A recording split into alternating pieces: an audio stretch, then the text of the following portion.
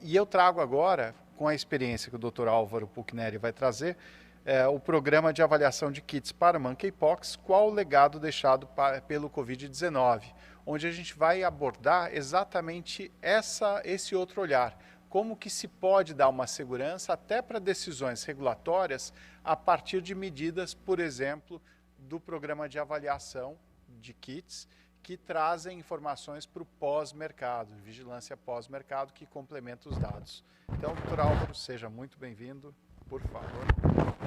Camisinha nova. Obrigado.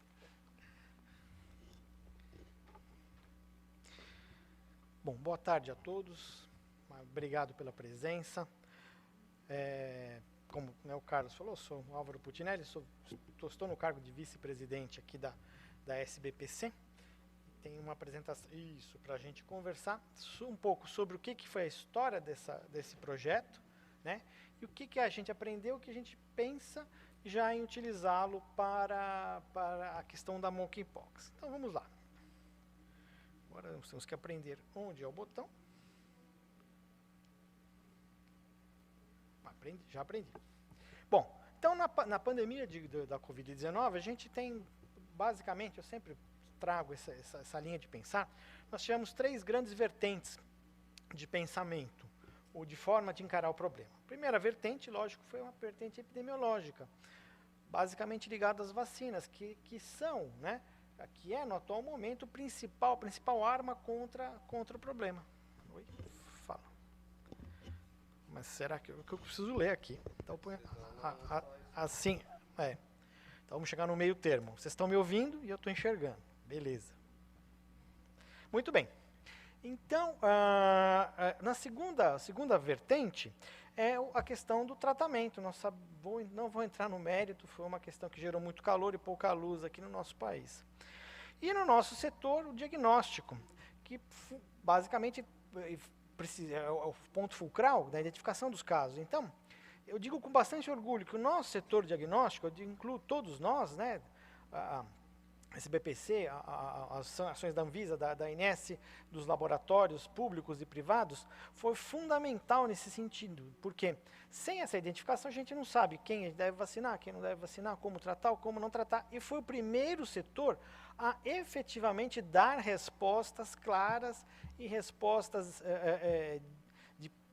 práticas para o enfrentamento da doença. Mas aí eu vou voltar um pouco na história e começar a contar a história desse projeto, como é que surgiu. Esse era o cenário que a gente tinha lá atrás, em março de 2020, mais ou menos. Essas notícias eram que estavam sendo vinculadas na imprensa. Quando a gente começou a ter contato com isso, vendo o aumento explosivo do número de casos, em março de 2020, a primeira identificação de casos no Brasil, a gente falou, bom, isso vai atingir proporções gigantes que foram catastróficas no nosso país, para dizer o mínimo. Mas, bate pronto, a gente pegou, eu peguei o telefone e liguei para o Carlos Gouveia, aqui, que está aqui coordenando o nosso evento, e falei, Carlos, assim, a gente pode fazer uma ação conjunta entre a CBDL, os laboratórios, a SBPC, para avaliar esses testes? Porque nós estávamos recebendo também na iniciativa privada testes que tinham uma sensibilidade muito ruim, mas de 15%, ou seja, não servia nem de peso de papel aqueles testes, né? Tão ruins que eram. E a gente pensou, isso vai, além de ter um impacto gigante na saúde pública, vai ter um impacto no setor, vai desacreditar o teste rápido, o point of care, a imunocromatografia. Então, todos esses problemas estavam surgindo. Isso no meio da pandemia, no começo da pandemia. Então, quando a gente chegou e falou para o Carlos, você consegue que as empresas doem testes para a gente, então, avaliar? Nós temos amostras, né? Ele falou, sim, bom, nós podemos doar os testes. E aí a gente, então, juntou essas 4 entidades, né? A Sociedade Brasileira de Patologia Clínica, a Câmara Brasileira de Diagnóstico Laboratorial, a Sociedade Brasileira de Análises Clínicas e a Abramed, que é a Associação Brasileira de Medicina Diagnóstica, que ela reúne os principais laboratórios do país, né? E que é responsável por mais ou menos 60% do movimento da medicina laboratorial no país, e criou este programa aqui, que é o Programa de Avaliação de Kits para Coronavírus. Então, como eu falei para vocês, surgiu lá no começo, né, quando nós, num contato direto, conseguimos já que tivéssemos um primeiro aporte de testes. Ato contínuo, a gente levou para a diretoria do laboratório privado onde eu trabalho, né? Eu milito, né, na iniciativa privada no laboratório Fleury e trabalho no serviço público como professor afiliado lá da Escola Paulista de Medicina, na disciplina de Clínica Médica e Medicina Laboratorial. Pois bem, então nós pegamos essa ideia, chegamos para a diretoria do laboratório Fleury e falamos, podemos começar esse programa aqui? De imediato, o laboratório deu ok. O segundo ponto foi, então, eu pegar essa ideia, essa aprovação e levar para a diretoria executiva da SBPC e falar, olha, nós temos esse início de projeto, já temos um laboratório que quer colocar isso em prática e a gente quer ampliar para mais laboratórios. Vocês topam? A diretoria da SBPC, ela é composta por vários colegas de vários laboratórios privados e públicos, né? E aí, de bate pronto, a gente já conseguiu 4 laboratórios para entrar nesse programa. Então, já rapidamente cresceu. E, ao mesmo tempo, o Ato Contínuo, né, trabalho aqui muito da própria CBDL, foi fazer esse contato e nos ajudar na ponte com a Sociedade Brasileira de Análises Clínicas e com a Abramed. Então, a gente já tinha todas essas entidades trabalhando junto. De início, a ideia era a gente avaliar somente os testes rápidos. Esse era o nosso foco, né? Só que a demanda era para que começaram a surgir testes de biologia molecular que não eram in-house, testes de biologia molecular, testes sorológicos por metodologias tradicionais, automatizadas, a eletroquimiluminescência, quimiluminescência, assim por diante. E aí, com isso, nós então deixamos de ser um programa de uma única tecnologia, passamos a avaliar, ter a pretensão de avaliar todas as tecnologias, né? E tudo isso é disponibilizado num portal, que daqui a pouco eu deixo o endereço, talvez vocês já tenham até consultado, onde esses dados estão disponibilizados. Muito bem. Então, a resposta ao desafio desse processo foi, primeiro, né, juntar todas as entidades do setor. Nós juntamos várias entidades, vários laboratórios públicos, privados, vários fornecedores, todos com um único objetivo, que é dar uma resposta a um enfrentamento à pandemia. Como eu falei, envolvemos os grandes laboratórios do país, então, né, aqui então, a iniciativa privada também cumpriu o seu papel junto com o setor, com o SUS, para o combate à pandemia, né. Os fornecedores se mostraram bastante empolgados nisso, porque, como foi citado aqui pelo Carlos Gouveia, no início teve, né, a liberação emergencial pela Anvisa, e a partir daqui a gente poderia mostrar para todos como era o desenvolvimento, como era o comportamento desses testes em amostras do mundo real, porque todos nós trabalhamos em amostras do mundo real. Pois bem, então, com isso, os fornecedores trouxeram os testes para nós.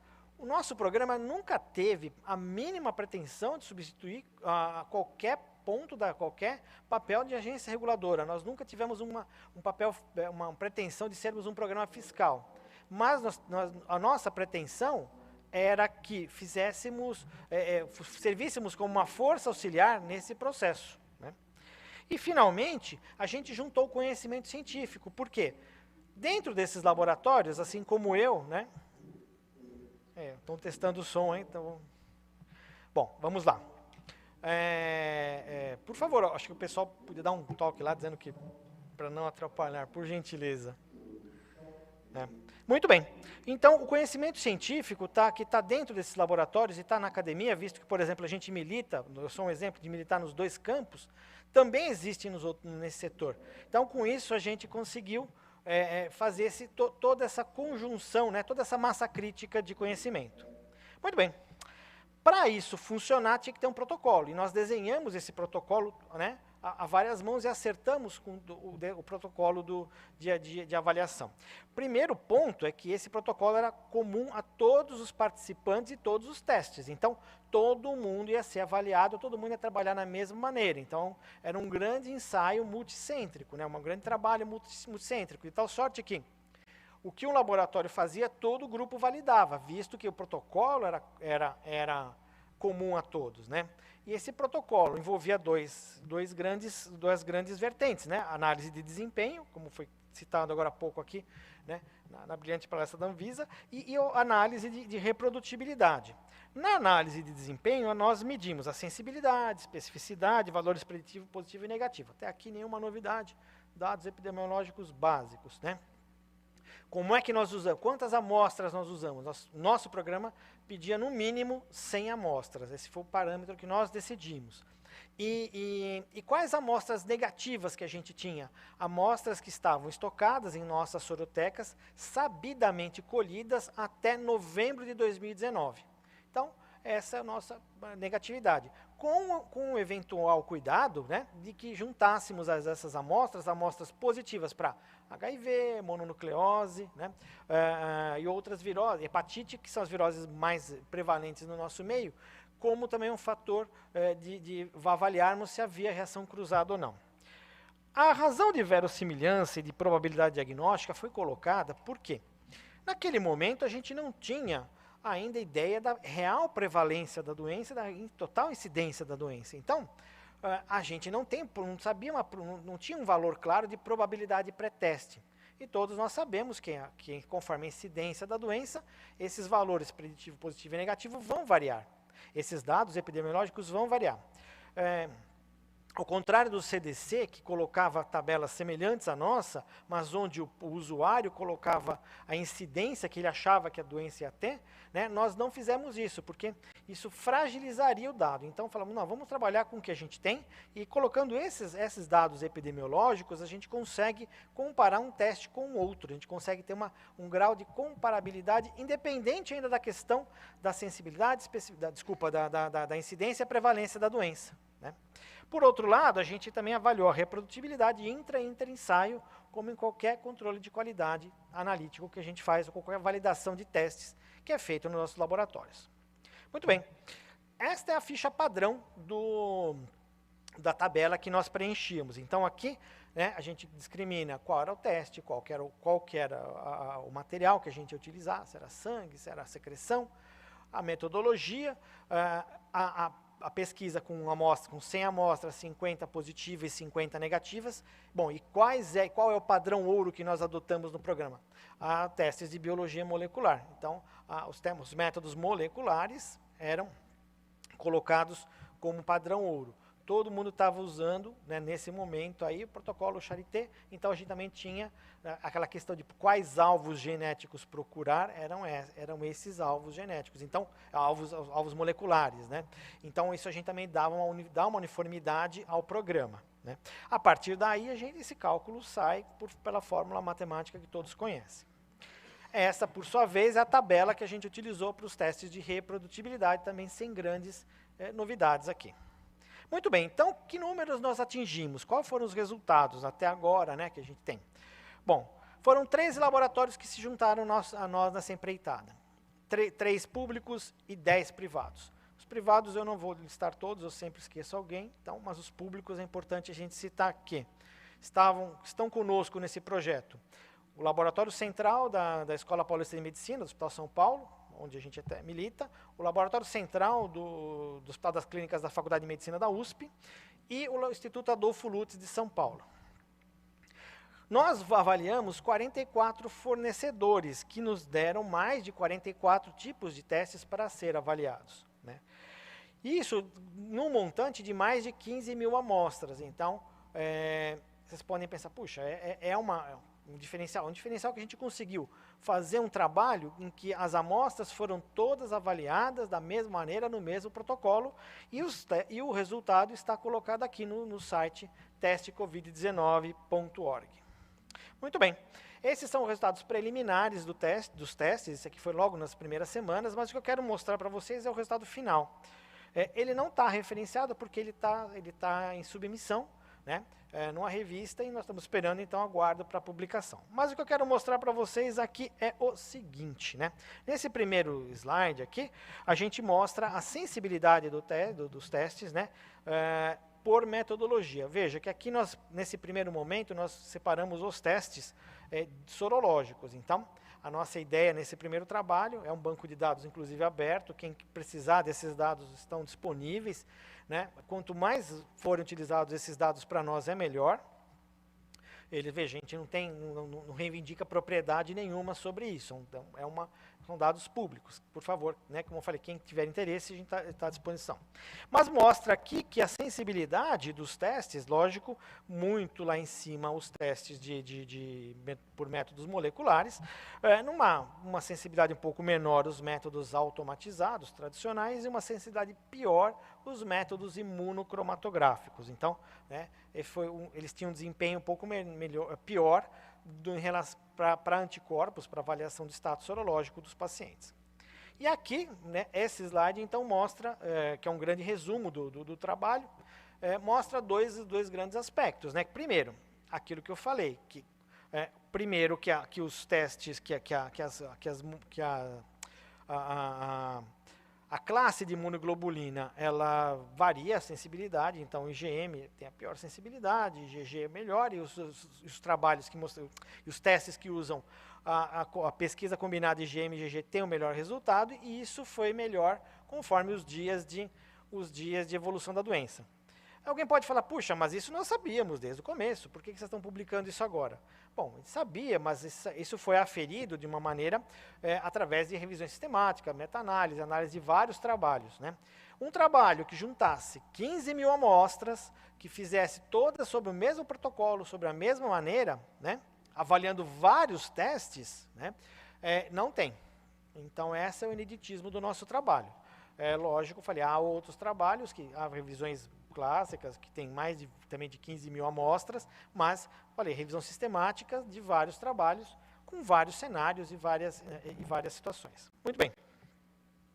Então, para a Covid-19, o que a gente resume, né? Que esses testes sorológicos apresentam uma atividade clínica, diagnóstico e manejo dos pacientes semelhante a RT-PCR. Então, ou seja, hoje não é um conceito tão fácil de a gente defender, visto que há outros testes, né, a popularização do teste de testes moleculares e testes de antígeno, né. Lógico, a IgG é melhor, né, a terceira semana é o que me apresenta melhor resultado, né, e esses testes imunocromatográficos têm desempenho semelhante. Bom, esse projeto, assim, então, foi interessante porque ele também deu alguns filhotes, né. Um filhote muito interessante é que nós usamos esse protocolo para justamente fazermos testes de estabilidade dos kits, né? A RDC 445, que foi publicada no final de 2021, permitiu que fosse feita essas análises, e alguns fornecedores trouxeram para nós os seus testes. E a gente fez essa avaliação e devolveu esses relatórios para os fornecedores, que levaram, respectivamente, lá para a agência, né? A gente também, com esses resultados que foram aparecendo no meio do caminho, a gente conseguiu também ter uma atuação junto à ANS, né, mostrando qual que, na formulação da diretriz de utilização para a iniciativa privada, qual que seria o momento ideal para se coletar esses testes sorológicos, né? Então, foi um programa que teve, além daqueles objetivos originais, a gente mostrar o desempenho de vários testes e ajudar o gestor público e privado a saber qual que seria a melhor alternativa para aquele momento, para o seu serviço. Muito bem. E aí chegamos então à questão da monkeypox, que já foi brilhantemente conversado aqui. Eu só quero trazer alguns aspectos a mais do que nós já fizemos na SBPC. Então, isso aqui já é bem conhecido, é um vírus DNA, o meio de transmissão é de pessoa a pessoa, isso já foi comentado, incubação 5 a 21 dias, eu não vou ficar perdendo muito tempo com esses detalhes que vocês já viram, né? Inclusive aqui as manifestações clínicas e a forma das lesões que aparecem. Muito bem, né? Lembrar que essa doença também tem manifestações fora da região cutânea, também isso é importante a gente lembrar lá na frente. Muito bem. Então, a gente sabe que todos os laboratórios estão utilizando, né, a metodologia PCR em real time, e também não só os laboratórios públicos, né, mas assim já temos alguns laboratórios privados, e eu falo do exemplo do estado de São Paulo, que a gente tem já 4 laboratórios que foram, até onde eu estou informado, pode ter sido publicado mais, eu estou desinformado, mas até onde eu sei, o laboratório do Fleury, do Hospital Albert Einstein, do laboratório Sabin e da Faculdade de Ciências Farmacêuticas da Unesp de Araraquara são locais onde pode ser feita essa pesquisa do vírus da monkeypox, sem necessariamente enviar o material de referência lá para o Instituto Adolfo Lutz, que é a referência nossa no estado, né, para isso. Muito bem. Bom, as amostras são essas daqui, né? É basicamente as vesículas, as crostas, e lógico que a gente, né, deixa claro, porque nós estamos tendo que orientar os clínicos a como coletar e como solicitar esse exame, e realizando que o plasma e a urina são pouco eficazes na pesquisa desses vírus, né? Desse vírus, melhor dizendo. Muito bem. Detalhe que a gente sempre fala, né, que a gente também está orientando os clínicos, é coletar o suor. Parece óbvio para todos nós que estamos aqui, mas a gente lembra que a gente explica isso para os colegas que estão na outra ponta, que estão na ponta do serviço, que é para colher suave de material sintético e enviado em tubo seco para transporte. Não usar, né, o suave de algodão ou madeira, para evitar qualquer interferência na metodologia. Muito bem, aqui nós temos as definições de caso suspeito, do caso provável, como é que é a exposição, né, e os materiais contaminados e, em especial, questão dos trabalhadores da saúde, visto que já há em estudos casos de provável contaminação por exposição ocupacional. Muito bem. Mas o que eu quero mostrar para vocês é o seguinte. A gente tem que, agora pensando em iniciativa privada, saber como é que nós vamos, então, operacionalizar isso aqui, como é que nós vamos efetivamente, né, fazer a operacionalização por toda essa codificação, né, da classificação brasileira hierarquizada de procedimentos, como é que nós vamos fazer esse trabalho, efetivamente, de cobrança desses testes da iniciativa privada. Então, nós propusemos essa forma aqui, através de um acordo com os grandes os laboratórios que estão fazendo esse teste. Bom, então a primeira questão é que a gente vai considerar um único exame aquelas lesões que estão no mesmo estágio evolutivo e na mesma unidade topográfica. Então, lesões devem ser vesículas, pústulas, crostas. Não deve misturar, né, material de crosta com vesícula e assim por diante. Por quê? Porque a curva da viremia na lesão ela é variada. Então, com o intuito de a gente não diluir eventualmente uma amostra, nós devemos sempre coletar no mesmo estágio evolutivo e na mesma unidade topográfica. O que é a unidade topográfica? A unidade topográfica é algo que foi definido lá na Associação Médica Brasileira. Foi definido inicialmente para a gente estimar a área de superfície queimada, a área da superfície corpórea. Então, elas são 12 regiões topográficas. Começa face, região anterior, né, cabeça, região posterior, tronco anterior, tronco posterior e assim por diante, né? Inclusive, região genital externa. Só que, no caso da monkeypox, a gente tem mucosas. Então, a gente tem uma 13ª região, que é a região genital interna mucosa, ou mucosa oral e ocular. Então, a partir dessas regiões topográficas, a gente vai definir qual que é o ponto que nós vamos coletar a lesão. Né? Desculpa, qual lesão que nós vamos coletar para enviar o material. Né? E elas devem, então, estar no mesmo estágio e na mesma região. Então, região genital, vesícula, tudo bem, é um único teste. Se, né, elas tiverem em estágios diferentes, então, região genital, uma vesícula e uma crosta devem ser 2 tubos, ou 3, ou quantos forem, né, necessários para enviar. Né? E tubos separados. E as amostras colhidas em unidades topográficas distintas também em tubos separados. Então, coletou-se, né, a região genital e região da face, são 2 testes separados. Por quê? Porque a gente está vendo, né, a grande dificuldade é no diagnóstico diferencial. Acabou de ser citado aqui, essa dificuldade, os outros vírus, as outras variantes da doença. A gente não tem ainda todas as respostas para isso. Então, para que a gente consiga ter uma melhor precisão diagnóstica, a gente propôs isso na Associação Médica Brasileira e a Agência Nacional de Saúde Suplementar colocou esses critérios como uma diretriz de utilização. Então, resumindo, né, um único teste são lesões na mesma região topográfica e mesmo estágio evolutivo. Mudou de região de unidade topográfica ou mudou de estágio evolutivo, são testes separados. Né? E lembrar que a gente tem todos esses diagnósticos diferenciais para ser pensado também, o que não é fácil. Né? o que né, o que a gente está ouvindo na literatura, né, e nos relatos só faz diagnóstico de monkeypox quem pensa em monkeypox. Eu vi um relato de caso, é um único relato, mas né, um relato anedótico, né, por assim dizer, mas um indivíduo tinha uma única lesão na face e insistiu que aquilo era monkeypox. Insistiu, até que o serviço de saúde coletou essa amostra. E era monkeypox. Uma única lesão, paciente rígido previamente, sem nenhum outro problema, né? Há também um outro relato de caso interessante de indivíduo, isso foi na Europa, saiu também na literatura, que viajou para um país outro da Europa e teve um diagnóstico triplo, Covid, monkeypox e HIV. Então, assim, essas coisas vão acontecendo e vão deixando a gente louco. Muito bem. O valor de referência, lógico, não detectado.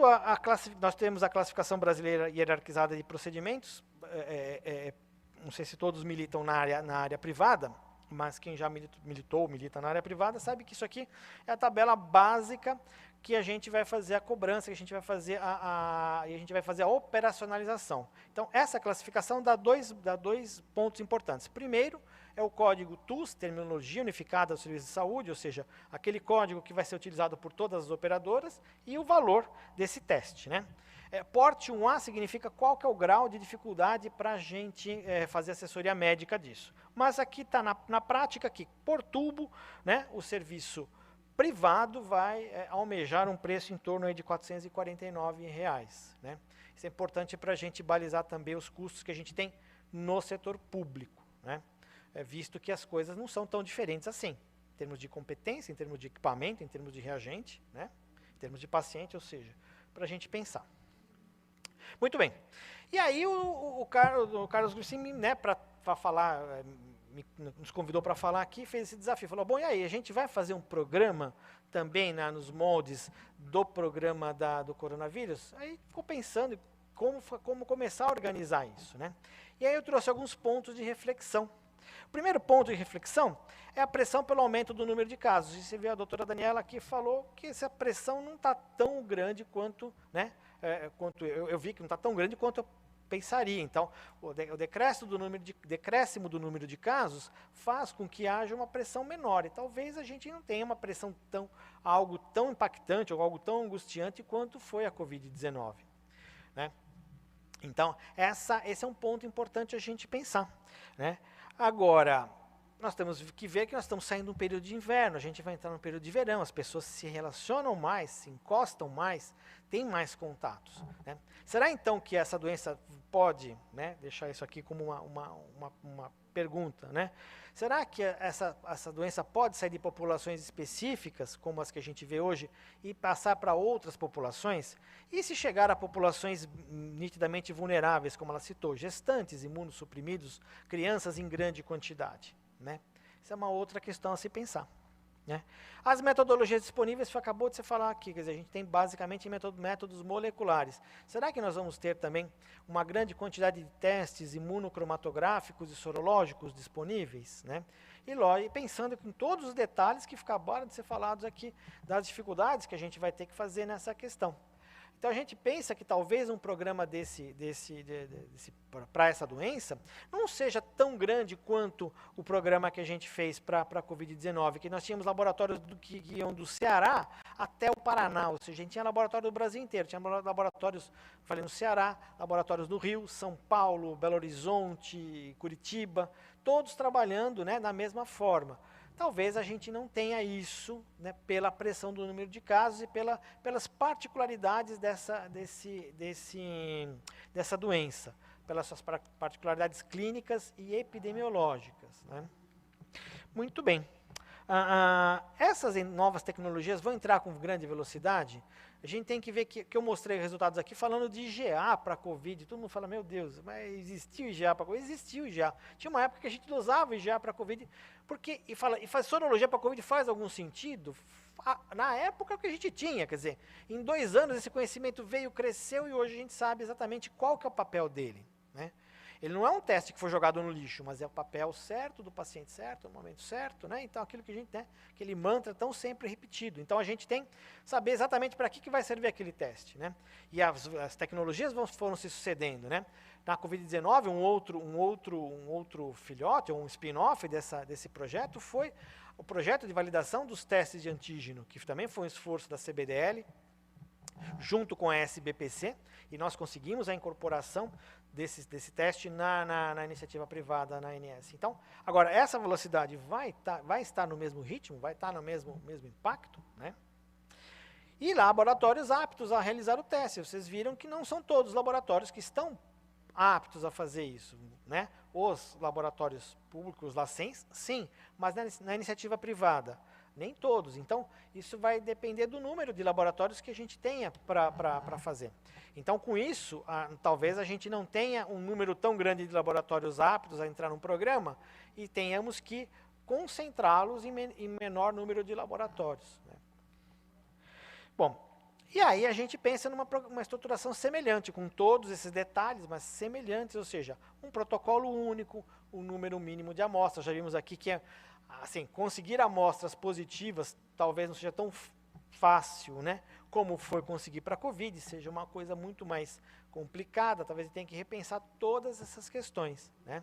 No teste sorológico, acabou de ser citado também, será que lá atrás, aquelas pessoas que foram vacinadas, tudo bem, a vacinação acabou na década de 70, nós temos aí mais de 40 anos, né? Mas ainda há uma parcela da população que ainda carrega esses anticorpos, né?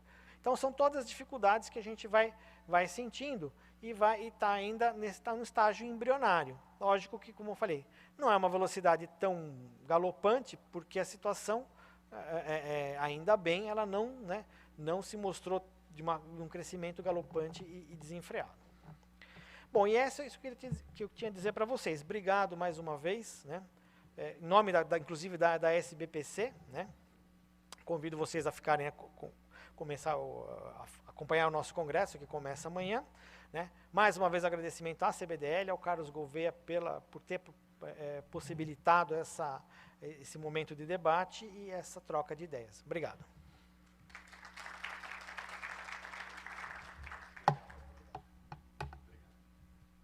Bom, obrigado, doutor Álvaro. Acho que foi extremamente esclarecedor e mostrou um pouco do que nós vivemos aí durante esse período, né? E até por provocação, você mencionou a doutora Daniela, e eu até pediria para o Frank, se possível, colocá-la aqui na tela novamente, até para nos dar uma ideia dessa perspectiva, especificamente para o monkeypox, diante do cenário mundial e brasileiro, o que esperar dessa doença? Será que ele está, de fato, caindo o número de infecções? Será que a gente vai ter algum surto ou pico novamente? Qual a expectativa até para lidar com isso? E por quê? Na verdade, esse programa ele tem várias finalidades. E eu vou falar isso na sequência da doutora Daniela. Por favor. Bom, então, estão me ouvindo, Carlos? Sim, perfeitamente. Perfeitamente. Maravilha. Então, essa pergunta ela é super difícil, né, da gente localizar. A gente sempre que tem algum tipo de emergência, a gente primeiro se organiza, prepara, responde, e depois começa a se perguntar, né, em que estágio que nós estamos. E eu acho que a pandemia de Covid trouxe muito isso para a gente, né, a questão do ciclo da doença, das ondas, dos picos, enfim. É bastante difícil da gente prever o comportamento, né, de uma doença, principalmente uma doença nova. O que a gente tem observado é que até pela própria forma de transmissão da doença, por ser uma doença autolimitada, enfim, o padrão que a gente tem observado realmente é de queda, né, de diminuição no número positivo de caso e provavelmente até pela forma, né, e o grupo em que essa doença tem circulado. O que a gente tem que pensar? O mais importante, né, para além da gente conseguir conter a doença, a grande dificuldade que a gente tem é que, primeiro, que a gente saiu de um ciclo pandêmico onde a gente já tinha uma orientação de isolamento domiciliar. Mesmo que limitado, né, iniciamos ali com 14 dias, 10 dias para a Covid. Para monkeypox, a gente pode chegar até um ciclo aí de 4 semanas, e em alguns casos tem superado 4 semanas ainda de lesão ativa. Então, imagina uma pessoa ficar isolada, isso é bastante difícil, né? A gente pensar, principalmente saído de um período pandêmico aí de Covid. Então, o que a gente precisa realmente investir, primeiro no diagnóstico rápido, realmente as pessoas terem consciência, né, da forma de transmissão, mas por ela ser uma doença de transmissão que necessita de contato pele a pele, apesar de termos outras formas de transmissão, por objetos, por gotículas maiores, enfim, por outros tipos de secreção, mas a maioria dos casos, como a gente viu, quase 95%, relatam, né, esse contato pele a pele, principalmente contatos íntimos. Então, ela acaba sendo uma doença de uma transmissibilidade mais limitada, o que leva também a gente ter essa concentração de casos num período, né? Aumenta muito o número de casos e a curva porque a gente não tinha registro da doença, e agora a gente começa a realmente ter um decaimento, né? Uma queda no número de casos suspeitos, confirmados e prováveis bastante importante no Brasil e no mundo, alguns países ainda com uma curva bastante ascendente, como é o caso dos Estados Unidos, mas a Espanha, que era um dos países que tinha maior registro no número de casos por população, né, por habitantes, já começa a ter essa redução, muito vinculado a fim de período de verão, enfim, onde as pessoas têm mais contatos, têm mais festas, então essas coisas todas são consideradas quando a gente olha a avaliação de risco. Mas o que a gente tem que pensar é que é uma doença que já existia desde a década de 50, no século passado. Investimos muito pouco, né, mundialmente, né, globalmente falando, em tratamentos e vacinas, e que isso traz um alerta para que a gente desenvolva mais estudos e pesquisas, tenha melhores evidências, tenha boas estratégias, né, de contenção, mas também de imunização e possibilidades de tratamento. Então, assim, o que a gente observa no mundo é, sim, uma limitação da doença, uma queda no número de registro, mas isso nos leva, né, a uma possibilidade de organização, preparação para enfrentar melhor a doença, principalmente para aquelas pessoas que vêm desenvolvendo casos graves, que é uma minoria, mas esses que desenvolvem casos graves, realmente as lesões são bastante sérias, né, e os desfechos de saúde nesses indivíduos são bastante difíceis, né, de serem tratados. Com certeza. Muito obrigado, doutora Daniela. Que a gente vê, o Brasil vai entrar ainda no seu verão, nós temos ainda a situação de vulnerabilidade relativamente alta em várias situações, então é importantíssimo estar preparado. E aí, só para finalizar, eu trago, na verdade, um dos grandes legados desse programa foi, de fato, três grandes desfechos. Acho que o primeiro, trazer uma informação de performance para o mercado consumidor, seja ele público ou privado. Ele tinha ali dados confiáveis, com uma população de pacientes brasileiros, que foram as 15, 16 mil amostras, foram de pacientes brasileiros em hospitais aqui no Brasil, onde esses laboratórios tinham acesso. Então, primeiro, performance. Segundo, para a própria Anvisa, até através dessa resolução, em que a Anvisa reconheceu o programa como uma das fontes confiáveis de dados para efeitos sanitários, inclusive, nós conseguimos ali ter dados de pós-mercado, ou seja, avaliações para qualquer tipo de dúvida ou problema pudesse ser consultado, como foi. Então, a área de fiscalização da Anvisa tinha acesso e pôde ver os dados crus, dados brutos, e ali tirar conclusões. E terceiro, para o próprio fabricante ou importador, para uma tomada de decisão. É possível fazer um processo de melhoria contínua? E se for, foi feito? De fato, foram feitos. Muitos adotaram esses dados como uma informação crucial para uma melhoria do processo. Outros até tomaram a decisão, não vale a pena mais importar ou fabricar. Eu estou tão distante de um padrão mínimo aceitável que é melhor eu parar aqui e não ter prejuízo. Então, ele cumpriu muito bem o seu papel. E, finalmente, acho que o maior ganho de todos nós é mostrar o trabalho organizado, né, Álvaro? Acho que mostrar que existe, sim, uma equipe de qualidade. As reuniões para chegar no protocolo único foram riquíssimas, os grandes especialistas do mercado brasileiro participaram ali da discussão, dos laboratórios, então foi fenomenal. E isso nós já fomos, inclusive agora, Anvisa, Ministério da Saúde e CBDL, nós estávamos na semana passada em Genebra, com a área de diagnóstico e dispositivos médicos e pré-qualificação, apresentando esses dados. O Alisson Bigolin estava lá também, e a doutora Marcela, e apresentando esses dados, esses resultados, e já discutindo, inclusive, possíveis avanços, onde pré-qualificação. Então, hoje a OMS adota o mecanismo de pré-qualificação para produtos a serem adquiridos por organismos do sistema das Nações Unidas, UNICEF, UNITAID e vários outros, Médicos Sem Fronteiras. Esse programa demora muito tempo. Por que não usar uma ferramenta como um programa bem estruturado, organizado, com protocolos e princípios básicos comuns? Então, existe uma possibilidade da gente assessorar, por exemplo, a própria OMS nesse sentido.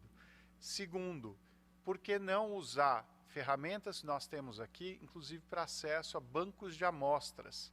Então, quando a doutora Cristiane falou, por exemplo, da dificuldade, às vezes, de caracterização da amostra, o Brasil tem uma riqueza muito grande e acesso a tudo isso.